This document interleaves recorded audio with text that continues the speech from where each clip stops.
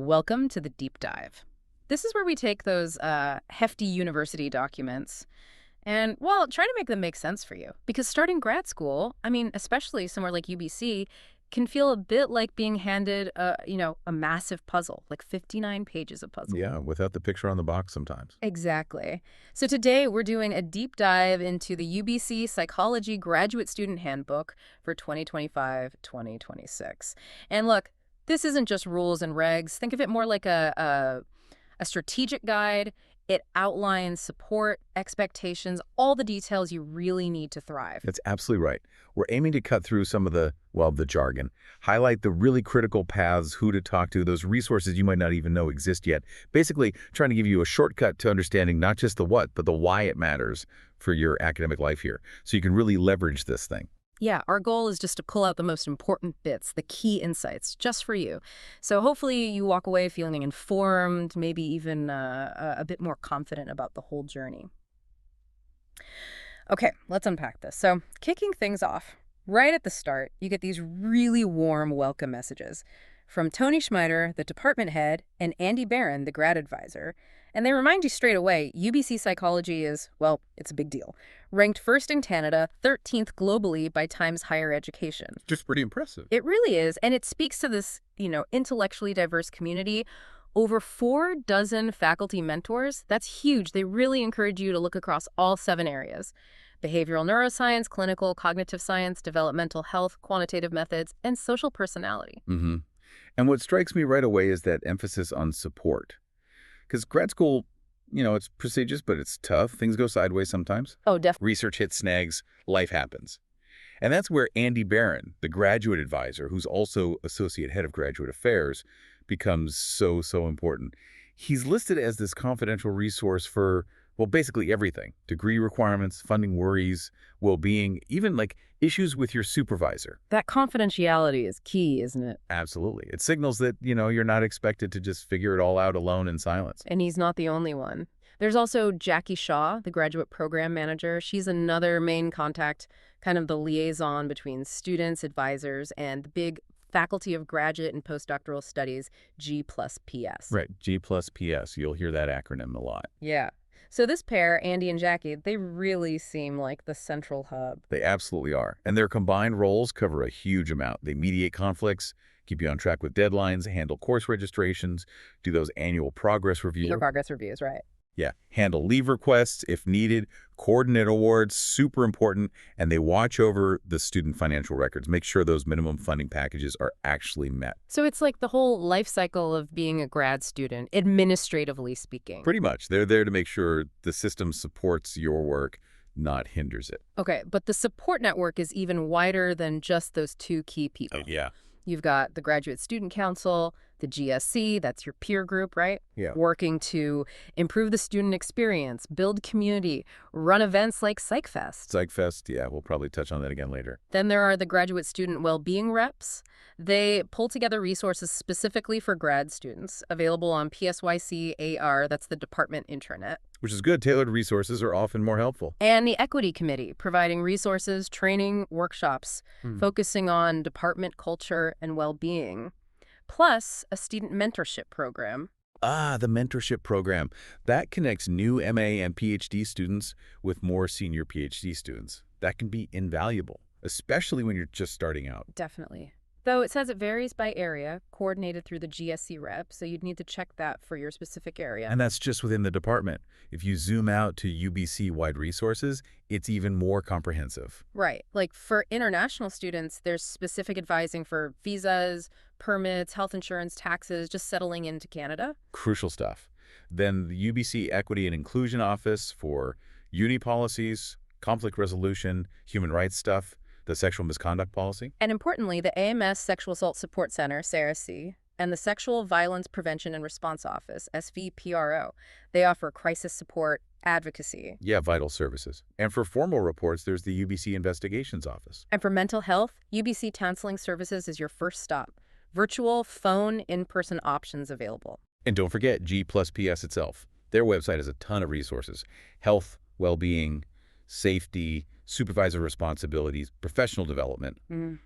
It's all there. Okay, so the big takeaway here for you listening is you are definitely not navigating this alone. Not at all. There's this really robust network, departmentally and university-wide, ready to support you Mhm. academically, personally, financially. But, being realistic, even with all these resources, students still face challenges. Is there a common thing you see, maybe, where students, underestimate the support they might need or hesitate to reach out? That's a really good point. I think maybe not reaching out early enough is a big one. You wait until things feel really overwhelming. Yeah, the "I can handle this myself" trap. Right. And these resources, especially the confidential ones like the grad advisor, Yeah. they work best if you engage proactively. Don't see them as just the emergency button. Good advice. And maybe also underutilizing peer support.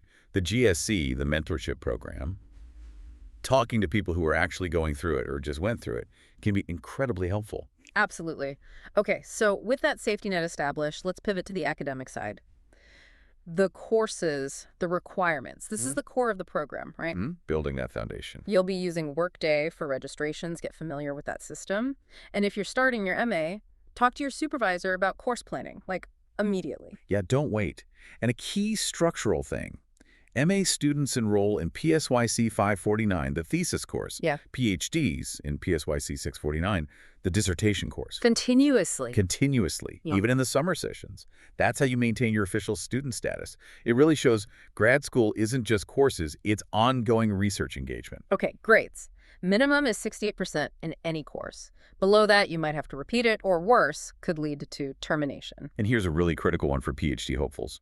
You need an 80% minimum in your MA thesis course, Okay. PSYC 549, to meet that conditional PhD admission offer. 80%. Okay, that's a high bar. It is. It signals readiness for doctoral level research. So looking overall, MA and PhD combined, there are minimums for core program courses, quantitative methods courses, and breadth courses. Right. And here's a useful tip. Think about your course credit currency. Sometimes a course you took in your MA, if it wasn't used to fulfill a specific MA requirement, might be applicable to a PhD requirement later. Oh, interesting. Like double dipping isn't allowed, but leftover credits might be useful. Sort of, yeah. Planning ahead with your supervisor about this can potentially save you taking an extra course down the line. Keep that in mind. Good tip. Okay, let's break down some course types. Directed Studies, PSYC 547, what's the deal there? It's basically a chance to work one-on-one with a faculty member who isn't your main supervisor, maybe explore a different lab or topic, can be really valuable for broadening your horizons. Can it count as a core course? It can, with approval, but there are rules. Not with your primary supervisor. Needs written work, only take it once, and it definitely can't fulfill a breadth requirement. Okay, next, quantitative methods, stats. Yep, the foundation. Generally, across both degrees, you need 6 credits of graduate-level PSYC statistics. Typically starts with something like PSYC 545 in your first year. That's 3 credits. Usually, yeah. Then you follow up with another 3-credit PSYC 546 course. There are different flavors, like 546B, 546E, but generally not 546I for this basic requirement. And crucially, courses from, say, education, EPSC, or the stats department, stat, generally don't count for these basic 6 credits. Correct. Stick to the PSYC offerings for that core requirement. Got it. And psychology breadth. Usually 2 courses total, one in the MA, one in PhD. The idea is to ensure you have knowledge outside your specific niche. Can you take one outside psychology? Yes, one of them can be, with approval. Yeah. But if you take them within psychology, they absolutely must be outside your own program area. And things like directed studies or teaching courses don't count for breadth. Okay. Seems straightforward enough for most areas. But here's where it gets particularly interesting, especially for the clinical students. Their breadth requirements are much more specific. Why is that? It's driven by the CPA accreditation standards, the Canadian Psychological Association. They need to demonstrate knowledge across 6 specific content areas: biological bases, cognitive affective bases, social cultural bases, individual differences, that kind of thing. So they might need more courses. Often, yes. They might need an extra breadth course compared to other areas. And sometimes certain undergrad courses can fulfill these if the grade was high enough over 68%. The handbook lists specific courses for this. It does PSYC 503, PSYC 512. Some courses even have double designations, covering 2 areas at once. It really forces clinical students into some careful strategic planning. Yeah, you'd really have to map that out carefully to hit all those targets while still focusing on your clinical interests. Exactly. Which brings us to course availability. The handbook is pretty blunt. If a course is required, take it the first time it's offered. Because they aren't offered every year. Not necessarily. And delaying a required course can cause real headaches later. Oh, and for non-clinical folks, sometimes you can take clinical courses like PSYC 535 on psychopathology or PSYC 560 on clinical research design as breadth courses if there's space. Good to know. Okay, let's zoom right into the MA program details. Master of Arts. Right. Full-time residency required, expected completion, 2 academic years. And the funding generally aligns with that. Yeah, the guaranteed minimum funding package typically covers those first 2 years. Support beyond year 2 is less certain, so there's a clear expectation to finish within that time frame. Makes sense. So requirements for the MA degree. At least 30 credits total, though some programs might need more. That breaks down into roughly 18 thesis credits, PSYC 549, 3 or 6 quantitative methods credits. Depending on the program area. Exactly. Then usually 6 or more core program credits, again, program dependent, and 3 breadth credits. And remember that rule. One course cannot count for multiple requirements. Got it. Now, the supervisor role in the MA. Hugely important. They're your mentor, your main collaborator, guiding your research, course choices, progress. And they have to be a full-time tenure-track research faculty member. Your primary supervisor, yes. Co-supervision from someone else, maybe in another department, is possible, but needs a good reason and formal approval. Okay. And the MA Supervisory Committee. At least 3 faculty members total, include your supervisor. At least 2 must be from psychology, and one of those has to be mainly affiliated with your specific program area. Ensures you get relevant guidance. Right. Now, you mentioned core requirements vary. Can you give some examples of that diversity? Sure. Clinical is a big one. A hefty 20 credits covering specific foundational courses like assessment, intervention, ethics, research methods. Wow, 20 credits is a lot. It is. Reflects the professional training aspect. For most other areas, behavioral neuroscience, cognitive, developmental, health, social personality, it's typically 6 credits, chosen from a list specific to that area. Like PSYC 514 for BNS, maybe PSYC 570 for cognitive sci, PSYC 501 for health. More focused on core theory and methods for that area. Exactly. And for quantitative method students, it's 6 credits beyond the basic stats, often digging deeper into specific PSYC 546 options. You see some approved stat courses too. So yeah, quite tailored. And a big milestone in the MA is PsychFest. Yeah, usually late April, early May. It's the department's own conference. All MA2 students and any PhD students who transferred in present their research. Empirical stuff, theoretical. Both, and professional topics too. It's a great chance to share your work, get feedback, practice presenting. It's a real department highlight. Sounds like a good experience. Yeah. Now, there's a special option mentioned, MA Specialization in Human-Computer Interaction, HCI. Right. This is cool. It's interdisciplinary, run with computer science. If you complete it, your diploma actually says Specialization in Human-Computer Interaction. How does that work? What extra things do you need to do? You need specific HCI courses, like a foundation course, CPSE 544, an empirical methods course, like PSYC 546, a design course, like CPSE 543, plus an HCI elective. And crucially, your MA thesis has to be a major research project with a clear HCI focus. So it adds a real tech bridge to your psychology degree. Definitely. Adds a very distinct skill set and credential. Okay, let's talk about the main event of the MA, the MA thesis. The culmination. First step is usually the thesis proposal. For clinical students, a formal approval meeting is mandatory. For others, it's optional, but generally a really good idea. Talk to your committee. And the thesis document itself. The ideal standard is something publishable in a decent journal. It has to be mostly your own work, sole author or senior co-author. Needs solid introductory and concluding chapters framing into manuscript-style chapters. And the thesis defense. Yep. You work with your committee, supervisor gives the green light. Aim for July 25th of your second year. Get the thesis doc to the program manager 10 business days beforehand. And the committee grades it. They evaluate the written thesis and your oral presentation and assign a grade. And remember, that grade is critical for that 80% needed for potential PhD admission. Defenses can be in-person, Zoom, or mixed. Okay. And finally, submitting the final thesis to the university. G+PS actually offers a pre-submission check for formatting, which is helpful. Final submission goes through the Circle repository. But there's a timing caution here. Yes. Be careful about submitting too early in your final term. It can mess with your student status, tuition refunds, even funding payouts. Often, waiting until early August is the safer bet, especially if you're transitioning straight to the PhD. Ah, good practical advice. Which leads us to admission to the PhD program. Right. The handbook stresses this is a privilege, not automatic. You need to show real progress as an independent researcher, get a positive evaluation, have a supervisor willing to continue with you, and have financial support lined up. Application deadline. Usually December 1st of your MA2 year. A conditional offer is common, contingent on getting that 80% on the MA thesis by August 31st. Okay, big transition point. Now, shifting gears to the PhD program. The doctoral journey.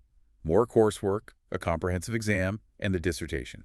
And usually full academic year residency until you hit candidacy. Right, candidacy. We'll get to that. What about PhD coursework specifics? Again, varies by area.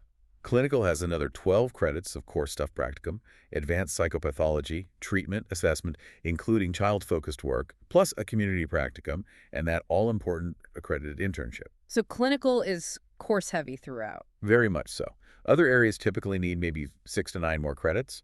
For quantitative methods and social personality, there aren't additional QM credits needed beyond the MA baseline, but other areas might need 3 more. And breadth. Generally 3 more credits, but could be 3-6 for clinical to meet those CPA requirements.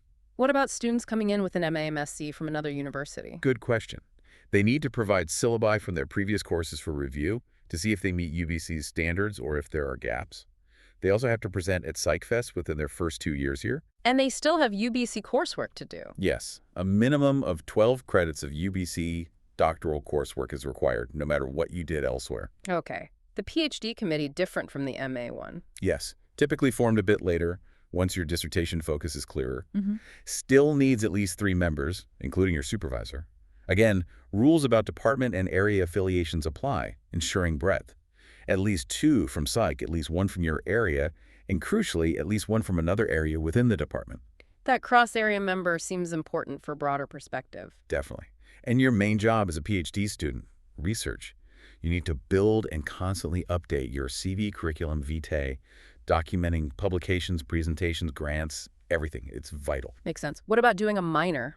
If you take 12 credits focused in an area outside your program, you can declare a minor with approval. But interestingly, it doesn't actually appear on your transcript. Huh. So it's more of an internal designation. Seems like it. A quantitative methods minor, for instance, needs 12 credits beyond the basic stats and can draw from PSYC 546, some EPSE, there's some stat courses. Okay, a major PhD milestone, advancement to candidacy. Huge step. Expected by the end of PhD year 2, required by end of year 3. It signifies you've done all coursework, passed your comps, and had your dissertation proposal approved. You're officially a PhD candidate. Let's talk about that comprehensive examination. You mentioned it varies a lot. Massively. This is where understanding your specific program is absolutely critical. Give us some examples. Okay. Behavioral neuroscience, BNS. Often an oral exam focused on your dissertation area. You meet beforehand to define topics, give a presentation, then rounds of questions. Clinical. Could be a big review paper, narrative review, meta-analysis, or written essays answering randomly selected questions on clinical breadth topics, with like a 3-week deadline for each. If you do a paper, it must be distinct from your dissertation intro. Evaluation is pass, revise, or fail. Wow, quite different options there. Yeah. Cognitive science. Often a paper proposing a novel framework or a review meta-analysis, or maybe a grant proposal format. Needs to be a novel contribution, potentially publishable, and again, distinct from the dis intro. Supervisor is only a consultant until the proposal is approved. Developmental. A comprehensive lit review or a grant proposal followed by a 2-hour oral exam with developmental faculty. Health. Usually a 20-30 page paper like a handbook chapter or review article or a grant proposal. Needs approval from supervisor and another committee member. Quantitative methods. A scholarly review of a major methodological area often forms the basis of the dissertation, plus an oral exam. And social personality. A 3-day take-home exam with essay questions based on a reading list. Okay, that is incredibly varied. The takeaway really is know your program's format inside and out and plan accordingly. Absolutely. It's a major hurdle, and the approach differs wildly. So, given that variety and the pressure, what's one piece of advice for a student feeling, kind of overwhelmed by their upcoming comps? I'd say try to understand the purpose of the exam in your area. Are they testing breadth, depth, synthesis, critical thinking, grant writing? Knowing the why helps focus your preparation. Good point. Focus on the goal. And talk to people. Your committee, senior students in your area, they've been through it. They know the expectations and the potential pitfalls. Don't prepare in a vacuum. Excellent advice. Okay, After comps comes the PhD dissertation proposal. right. Submitted 10 business days before the proposal meeting. BNS often uses a grant format, like CIHR. Cognitive science uses that 20-50-page summary of research done and planned. You present it, committee discusses, hopefully approves it, key step for candidacy. And then the PhD dissertation itself, the big write-up. Yep.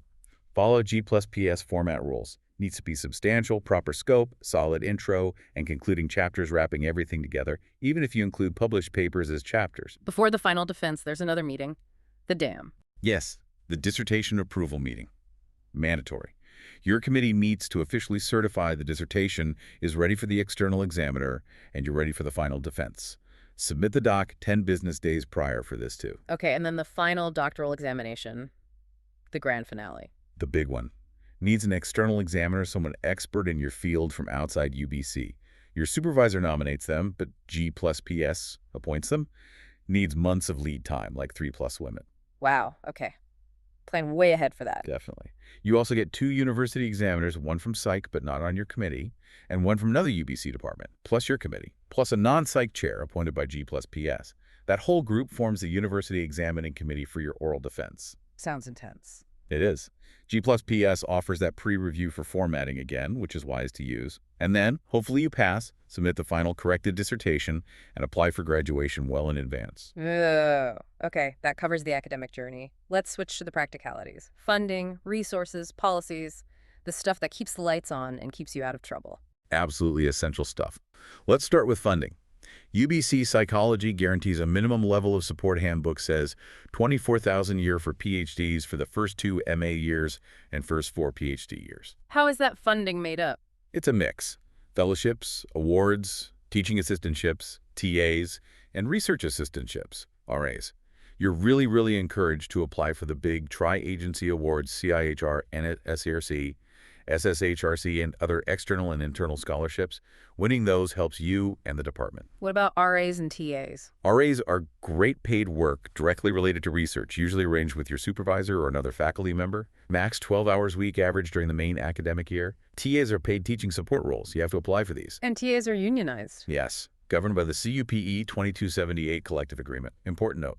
Turning down a TA offer can actually affect your minimum funding guarantee, so consider that carefully. Payroll stuff. Direct deposit to a Canadian bank account is standard. Pay stubs show different earning types, like RDG for regular work, FEL for fellowships. You use Workday to check pay info and update details. Okay. What about funding for things like conferences? Travel and exchange funding. Yes, good options here. Both G+PS and the Psych department offer travel grants for presenting at conferences or attending specialized workshops.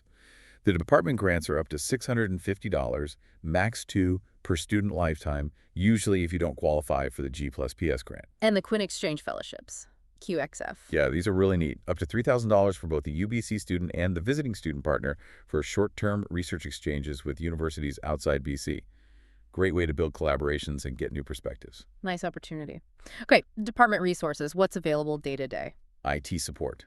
Psychology IT Help Desk is your go-to for email.